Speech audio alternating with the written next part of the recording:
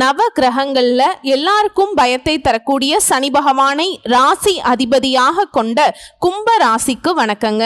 தான் உண்டு தன்னுடைய வேலை உண்டுன்னு இருக்கக்கூடியவங்க நீங்க. ஊரே கூடி நின்று தப்புக்கு துணை போனாலும் ஊரெல்லாம் ஒன்னா போகுதுப்பா, நம்மளும் அவங்க கூட போயிடலான்னு நினைக்காம அதெல்லாம் கிடையாது, ஊரே நீங்க தப்பு பண்றீங்கப்பா, அது உண்மை கிடையாது, இதுதான் உண்மை அப்படின்னு சொல்லி தன்னுடைய மனசுல என்ன தோணுதோ அந்த விஷயத்துல உண்மை இருந்தா தனி ஆளா கூட நின்று போராடக்கூடியவங்க தாங்க நீங்க. இதனாலேயே கும்ப ராசியை யாருக்குமே பிடிக்காது. உங்களை பிடிக்குதுன்னு யாராவது ஒருத்தர் சொல்ல முடியுமா? ஆனா உங்களுக்கு எல்லாரையும் ரொம்ப பிடிக்குங்க. எல்லாரையுமே அரவணைச்சுக்கணும்னு நினைக்கக்கூடியவங்க, எல்லாருக்குமே பார்த்து பார்த்து நல்லது கெட்டதை செய்யக்கூடியவங்க, ஒரு கஷ்டம்னாக்கா முதலாளா போய் நிற்கக்கூடியவங்க. ஆனா உங்ககிட்ட தேவைக்கு மட்டுமே பழகுவாங்க, தேவை முடிஞ்சதும் ஒதுங்கி விட்டு போயிட்டே இருப்பாங்க.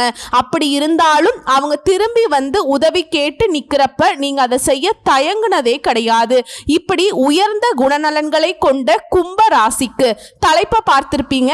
எச்சரிக்கையான சில விஷயங்களும் உங்களை அடையாளம் இல்லாம ஒழிக்கணும்னு பார்க்கக்கூடிய சொந்த பந்தங்களுக்கு முன்னாடி கும்ப ராசிக்காரங்களே எழுதி வச்சுக்கோங்க, இதெல்லாம் நடக்க போகுது. ரொம்ப பயப்படாதீங்க, பெருசா எதுவுமே பாதிப்பெல்லாம் வராதுங்க. ஒரு சில விஷயங்கள்ல கவனமா இருக்கிறது மட்டும்தான். மற்றபடி இந்த பதிவே வந்து பார்த்தீங்கன்னா குரு பகவானுடைய பெயர்ச்சியின் காரணமாக தான் உங்களுக்கு ஆரம்பிக்குதுங்க. குரு பகவானை பொறுத்த வரைக்கும் கும்பராசிக்காரர்களுக்கு நீங்க கனவுல கூட நினைக்க முடியாத அளவுக்கு கஷ்ட நஷ்டங்களை மறைக்க வச்சு நல்லது செய்ய போறாருங்க. அதிர்ஷ்டத்தை கொட்டி கொடுக்க போறார். ஆனா முதலீடு விஷயங்களை மட்டும் ரொம்ப கவனமா இருக்கணும். இப்ப பொதுவாவே கும்பராசிக்காரங்க பெருசா எதுலையுமே வந்துட்டு அதீத நாட்டம் இல்லாதவங்க தான்.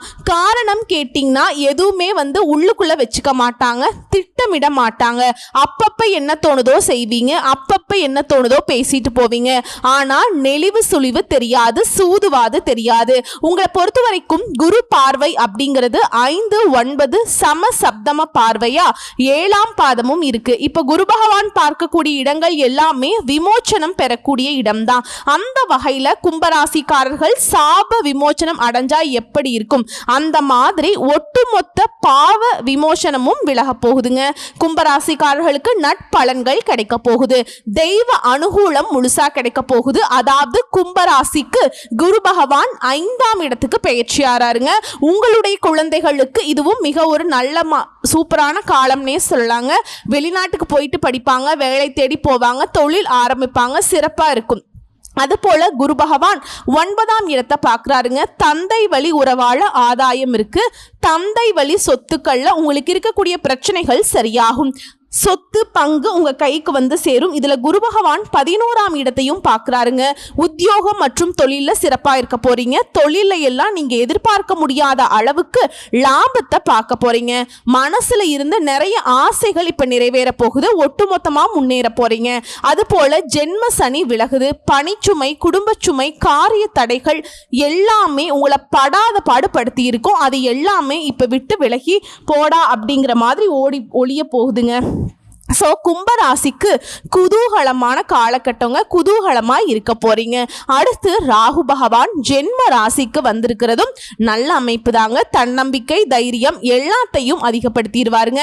அதாவது பகையாளி நமக்கு நண்பரானா, அதாவது பகையாளி இருந்தப்போ உங்களுக்கு அழிக்கிறதுக்கு எந்த அளவுக்கு வேலை பார்த்தாரோ அவரே உங்களுக்கு நண்பராக மாறும் பொழுது உங்களை வளர்ச்சி அடைகிறதுக்கு பல வகைகளில் முயற்சி பண்ணுவாருங்க.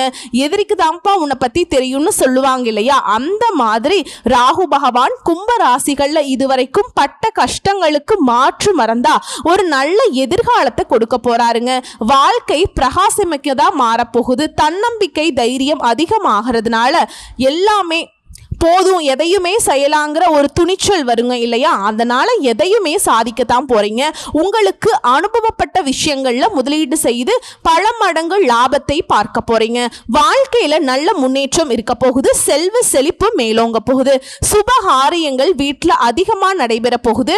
சரியா திட்டமிட்டு செய்யக்கூடிய காரியங்கள் வெற்றிகளை குவிச்சுக்கிட்டே இருக்கும். நிலம் வாங்குறது, வீடு வாங்குறது, வண்டி வாகனம் வாங்குறது, ஆபரணங்களை சேர்க்கிறது, செல்வங்கள் கூட போகுது. சமுதாய சமுதாயத்துல செல்வாக்கு அதிகரிக்க போகுது.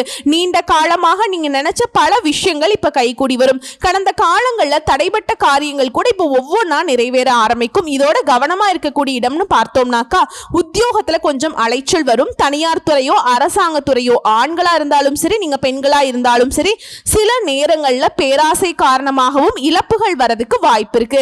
ஒருத்தவங்க சொல்லுவாங்க, 1 லட்சம் போட்டோம்னாக்கா 2 லட்சம் ரூபாய் வரும்பா, இப்படி 10,000 கொடுத்தாக்கா அப்ப அடுத்த மாசம் 20,000 வந்துரும்பாங்க, அப்படிலாம் சொல்லுவாங்க. இந்த மாதிரி பண விஷயத்துல ஏமாத்துறதுக்கு, சொத்து விஷயத்துல ஏமாத்துறதுக்கு, அது இதுன்னு சொல்லிட்டு நிறைய சூழ்ச்சிகள் உங்களை சுத்தி வரும். நீங்க தான் உஷாரா இருக்கணும். தெரிஞ்சவன், தெரியாதவன், நல்லவன், கெட்டவன், என்னை விட எனக்காக பாடுபடக்கூடியவன் சொல்லிட்டு யாராவது நம்பி ஏதாவது பண்ணீங்க அப்படின்னா இழப்புகள் உங்களுக்கு தாங்க. அழகா நழுவிட்டு போயிட்டே இருப்பாங்க. உஷாரா இருந்துக்கோங்க. அதே போல யாருக்கும் வாக்குறுதி கொடுக்காதீங்க. எந்த விஷயமா இருந்தாலும் கவனமா இருக்கணும். வாக்கு கொடுத்துட்டா காப்பாற்ற முடியாத நிலையில போய் உட்கார்ந்துப்பீங்க. நீ சொன்னல்ல செஞ்சு கொடுன்னு அப்படின்னு உட்கார்ந்துப்பாங்க. சும்மா தான் செஞ்சு கொடுப்பீங்க. நீங்க ஒன்றும் ஏதோ ஆதாயத்தை பார்த்து பண்ண மாட்டீங்க. ஆனா அதுவே உங்க கழுத்தை நெரிப்பாங்க. பார்த்து பக்குவமா இருங்க. அதே போல யார்கிட்டையுமே வெளிப்படையா இருக்காதீங்க. கும்பம் அப்படியே கொட்டுறீங்க, அது வேணா. நெளிவு சுழிவுகளை இனிமேலாவது தெரிஞ்சுக்கோங்க. பேசுறீங்களா, உஷாருங்க. 1000 வார்த்தை அவன் பேசட்டும், அந்த இடத்துல அப்படியே யோசிங்க. கரெக்டா இவன் என்ன பேசுறான், இவன் பேசுறது தப்பா கரெக்டா, நம்மளை பத்தி பேசுறானா இல்ல சுத்தி இருக்கவங்களை பத்தி பேசுறானா, நம்மளுக்கு தெரிஞ்சுக்கிறதுக்கு ஏதாவது வாய்ப்பு இருக்கா, அப்படி இப்படின்னா எல்லா விதங்களையும் ஒரு கண்ணோட்டம் இருக்கட்டுங்க அவங்க மேல. அதே போல முதலீடு விஷயத்துல எச்சரிக்கை அவசியம். சரிங்களா?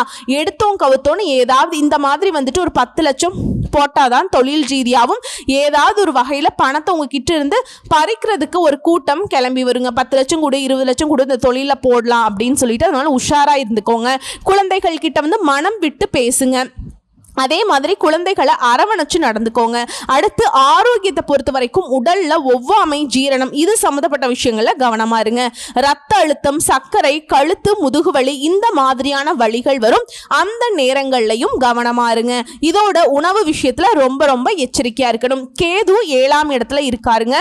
வாழ்க்கை துணையுடைய ஆரோக்கியத்திலையுமே நீங்க எச்சரிக்கையா இருக்கணும். அதே போல சந்திரன் சம்பந்தப்பட்ட வழிபாடு உங்களுக்கு நல்லதை கொடுக்கும். சந்திரனை தன்னுடைய அலங்கார பொருளா பயன்படுத்தக்கூடிய சிவபெருமான திங்கட்கிழமைகள் தோறும் வழிபாடு செய்ய வாழ்க்கை வளமா மாறும், நலம் உண்டாகுங்க. இன்னும் சிறப்பா ஒரு சில விஷயங்களை சேர்த்து சொல்லணும்னா, குரு பகவானை பொறுத்த வரைக்கும் இது நாள் வரைக்கும் நீங்க அனுபவிச்ச சிரமங்கள் எல்லாத்தையுமே மாத்தி யோகங்களை அருள போறாருங்க. மனநிலை, குணநிலை, உடல்நிலை அனைத்து வகையிலுமே சந்தோஷம் உண்டு, முன்னேற்றம் உண்டு. பொருளாதார நிலையில நல்ல உயர்வை பார்க்க போறீங்க. செல்வாக்கு கூடும். சொத்து பிரச்சனையில உங்களுக்கு சாதகமான தீர்ப்பு கிடைக்கும். கணவன் மனைவிக்கிடையே அந்யோன்யம் அதிகமாகும். தடைகள் நீங்கி மகனுக்கோ மகளுக்கோ, அதாவது வயதான கும்பராசி பெற்றோர்களா இருக்கக்கூடிய பட்சத்துல சீரும் சிறப்புமா திருமணத்தை நடத்தி வைப்பீங்க. அதே போல அடகுல இருந்த நகநட்டை மீட்டெடுக்க போறீங்க. சொத்து பத்திரங்களை மீட்டெடுக்க போறீங்க. இதுல குடும்பத்தோட கோயில்களுக்கு போயிட்டு, அதுவும் குறிப்பா குலதெய்வ கோயிலுக்கு போயிட்டு நேர்த்தி கடனை நிறைவேற்றிட்டு வருவீங்க. பூர்வீக சொத்து தொடர்பான பிரச்சனைகள் தீருது. ஒரு புது உத்வேகத்தோட கும்பராசி வலம் வர போறீங்க. விஐபிகள் அறிமுகமாவாங்க. அவர்களால் உங்க வாழ்க்கையில ஆதாயம் உண்டாக போகுதுங்க. பொறுப்புகள், பதவிகள் கூடி வரும். உங்க ராசிக்கு 9ஆம் இடத்தையும் குரு பார்க்கிறார். தந்தை கிட்ட இருந்து வந்த கருத்து வேறுபாடு நீங்குது. அவருடைய சொத்து உங்க கைக்கு வருங்க. இதுவரைக்கும் வறண்டு கிடந்த உங்க பணப்பையை எல்லாம் நிரம்பி வழிய போகுது. சேமிக்க கூடிய அளவுக்கு பொருள் வரவு உண்டாக போகுது. அதிகார பதவியில இருக்கவங்க உங்களுக்கு உதவி செய்வாங்க. அதே போல தொழில் வியாபாரத்துல அதிரடி முன்னேற்றம், புதிய முதலீடு செய்வீங்க.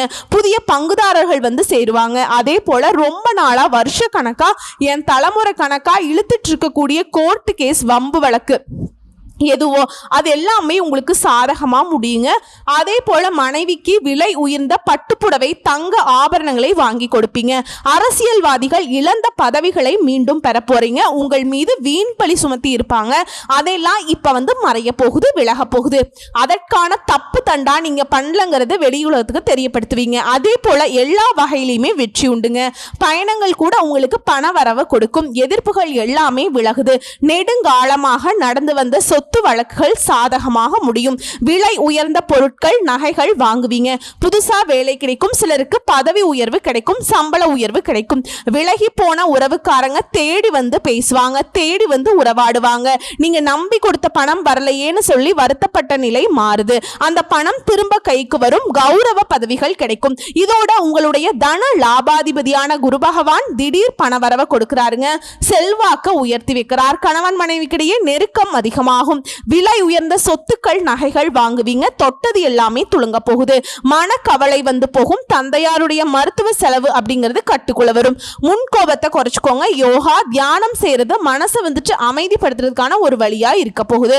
அதே போல வியாபாரம் செய்யறவங்க உங்களுடைய அணுகுமுறையை மாத்திக்கோங்க. பழைய வாடிக்கையாளர்கள் திரும்பவும் வந்து சேருவாங்க. கணினி, உணவு, என்டர்பிரைசஸ் கமிஷன் இந்த மாதிரி தொழில் செய்யறவங்களுக்கு ஆதாயம் பல மடங்கு இருக்குதுங்க. கூட்டு தொழிலையுமே பங்குதாரர்கள் ஒத்துழைப்பா இருப்பாங்க. ஸோ வியாபாரத்தில் குறைவு இருக்காது. உத்தியோக பணிகளை பொறுத்த வரைக்கும் உங்களை குறை சொல்லிட்டு இருந்த சக ஊழியர்கள் இனி நட்பு பாராட்டுவாங்க. வேலை சுமை குறையும். மேல் அதிகாரிகள் கிட்ட உங்களுக்கு இருந்து வந்த அந்த பணி போர் நீங்குது. திடீர்னு ஊதிய உயர்வு கிடைக்கும். மேல் இடத்துல எல்லாம் உங்களை பத்தின நல்ல கண்ணோட்டம் இருக்குங்க. கணினி துறையில் இருப்பவர்களுக்கு அயல் நாட்டில் வேலை கிடைக்கும். புதிய ப்ராஜெக்ட்ல தலைமை ஏற்கக்கூடிய நிலை உருவாகும். ஸோ ஒட்டுமொத்தமா வாய்ப்பை பயன்படுத்துங்க. கலைஞர்களுக்கெல்லாம் அரசாங்க பதவி கிடைக்குங்க. அரசு பரிசு பாராட்டுகள் கிடைக்கும். சோ ஒட்டுமொத்தமா இந்த குரு பெயர்ச்சியால லட்சிய பாதையை நோக்கி உங்களை பயணிக்க வைக்க போகுதுங்க. நினைச்சதை சாதிக்க வைக்குது, நினைச்சதை அடைய வைக்குது. இது எல்லாமே நினைச்சிருக்க நீங்க செய்ய வேண்டிய வழிபாடு வியாழக்கிழமைகள் தோறும் குரு தட்சிணாமூர்த்தியை வழிபாடு செய்யணும். அதே போல இல்லாத ஏழை எளிய மக்களுக்கு உதவி செய்யுங்க. உங்களால முடிஞ்ச பண உதவியோ பொருள் உதவியோ, இதோட தந்தையை இழந்த குழந்தைகளுக்கு படிப்பு செலவை ஏத்துக்கோங்க. அவங்க படிப்புக்கு ஏதாவது உதவி பண்ணுங்க. சகல செல்வங்களும் கிடைச்சு நினைச்சது சாதிச்சு குரு பெயர்ச்சி ஒட்டுமொத்தமா உங்களுக்கு கும்பராசிகளுக்கு குதூகலமான வாழ்க்கையை கொடுக்க போகுதுங்க. வாழ்த்துக்கள்ங்க. நன்றி, வணக்கம்.